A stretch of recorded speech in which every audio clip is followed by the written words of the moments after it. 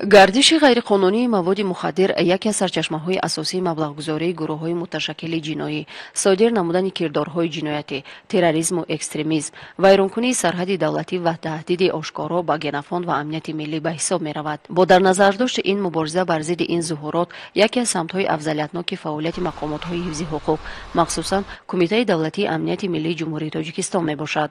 در نتیجه گذراندن چاره‌بینی‌های اپراتیوی جستجویی سنه 27 ینور سال 2021 از جانب کارمندان ریاست کمیته دولتی امنیت ملی جمهوری تاجیکستان در ولایت مختار گزدانی بدخشان، شهروندان جمهوری تاجیکستان رمضانوف علیشیر یوسف شایویچ سنه تولدش 17 مارس سال 1983 زاده و ساکن شهر خاروق، محله تیرچید، کوچه سبزعلی بندلی، حوله رقم 20، ملتش تاجیک، معلوماتش میانه، اویله‌دار، صاحب 2 فرزند، بیکار و سبزعلیف امزعلی ناصر علیویچ سنه تولدش 11 ایونی سال 1964 زاده و ساکن شهر خاروق، محله تیرچید، کوچه سبزعلی بندلی، حوله 228، ملتش تاجیک، معلوماتش میانه، اویله‌دار، صاحب 3 فرزند دستگیر گردیدند. در نتیجه از دستگیر شدگان به مقدار 2 کیلوگرم مواد مخدر نوع‌های افیون و حشیش دریافت و مصادره کرده شد. رمضانوف علیشیر یوسف شایویچ مراتبه اول سال 2010 برای دست داشتن به فروش مواد مخدر دستگیر گردیده، با دسترسی ماده 200 قسم 3 کودکس جنایتی جمهوری تاجیکستان با حکم سود ناحیه اسماعیل سامانی شهر دوشنبه به مهلت 8 سال از آزادی محروم شده است. پس از 4 سال ادای جزای جنایی در اساس قانون عفو سال 2014 به آزادی برآمده است. سبزعلیف امزعلی ناصر علیویچ قبلا از سنه 24 فوریه سال 2016 با جنایت ماده 237 قسم 2 کودکس جنایتی جمهوری تاجیکستان با حکم سود ناحیه شاه منصور شهر دوشنبه به مهلت 5 سال از آزادی محروم شده است. رمضانوف علیشیر یوسف شایویچ بعد از محبس آزاد شدنش با سابق علاقه جناییش از حساب قاچاقچیان جمهوری اسلامی افغانستان علاقه برقرار نموده، زیاده از 20 مرتبه طریق سرحد دولتی مواد مخدر دسترس نموده است. من رمضانوف علیشیر یوسف شایویچ سنه تولدم 17 مارس سال 1983 سال 2010 با ماده 200 قسم 3 با کودکس جنایتی جمهوری تاجیکستان با مهلت 8 سال از آزادی محروم شدم و در اساس قانون درباره عفو سالهای 2011 و 2014 پس از 4 سال و 9 ماه سال از ادای جزا آزاد شدم و 7 نوامبر سال 2014 به آزادی برآمدم. از سال 2018 با استعمال واسطه نشه‌دار با ادامه دادم. مواد مخدر را شناس پیشینه هم شهروند جمهوری اسلامی افغانستان دسترس می‌کردم. من از شهروند جمهوری اسلامی افغانستان زیاده 20 مرتبه طریق پرتافتنم به بالای دریای 5 مواد مخدر دسترس کردم که در مجموع وزن که آن 4 کیلوگرم و 100 گرم تشکیل می‌دهد.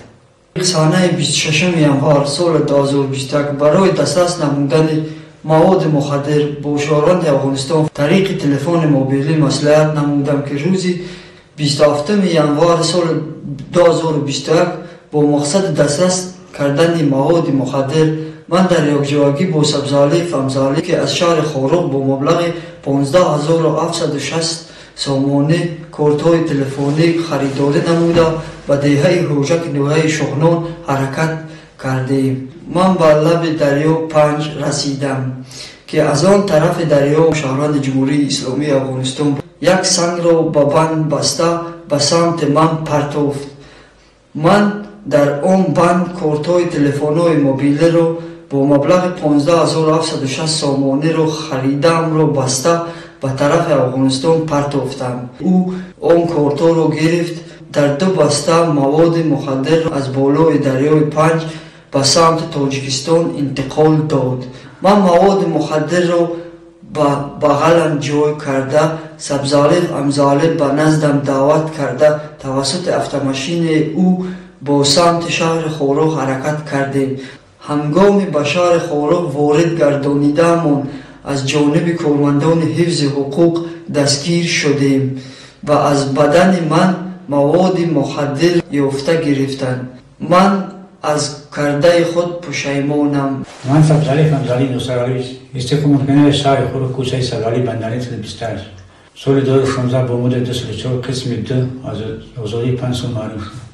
سنه 27 نوامبر 2027 رمضان علیشیر نظام اومده تکلیف کرد که او رو به دههای گوژک برم. قسم رفتیم او به نقطه خدمت رسانی و بیلیان میگافون در آمده از اونجا سیمکوتو خریدور نموده. مرا گفت که دههای گوژک برم، من تلفن میکنم خسته بیو. مرا بعد 5 دقیقه زنگ زد که خیز بیو. من خیزم اومدم، مدرای سادگی بود. ماشین شیش آنجا خیسیم آمدیم دههای نیولک لیمونگوی بازرسی در رفتم میمورم من کردن داکومنت های ماشین تفتیش کردن و گفت سر کردن از بدن همان رمضان برشه 2 پاکت مواد مخدر دریافت نمودم.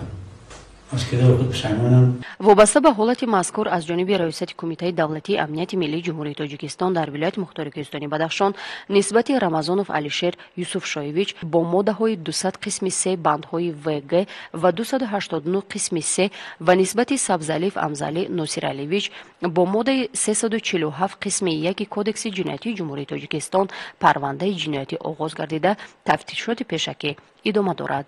باید قید کرد که این عده شخصان رسالت ایمانی، انسانی و معنوی خود را از دست داده در برابر این هزارها نفر را از زندگی آسایشته محروم می‌سازند. در صورت پهن گردیدن 2 کیلوگرم مواد مخدر زیاده از 100 نفر نشمن شده به کام مرگ ناعیان می‌افتند. متاسفانه تا هنوز جامعه برای پیشگیری کردن این اعمال ننگین بی‌طرفی ظاهر می‌کند که عاقبت ناگوار دارد. تاکید باید کرد که در ریشه‌کن و از بین بردن جنایت‌های مربوط به فروش و استعمال مواد مخدر و حمایه اهالی از این وبای عصر نقش همگان ضرور است. از این روی مقامات امنیت ملی جمهوری تاجیکستان تمام کوشش را به خرج می‌دهد که بهر تامین امنیت و ثبات، سالمی جامعه، حفظ سرحد دولتی از جمله پیشگیری قاچاق و معاملات مواد مخدر که تهدید آشکارا به نسل بشر دارد، چاره‌های قطعی اندیشیده ولایت قانون را تامین نماید.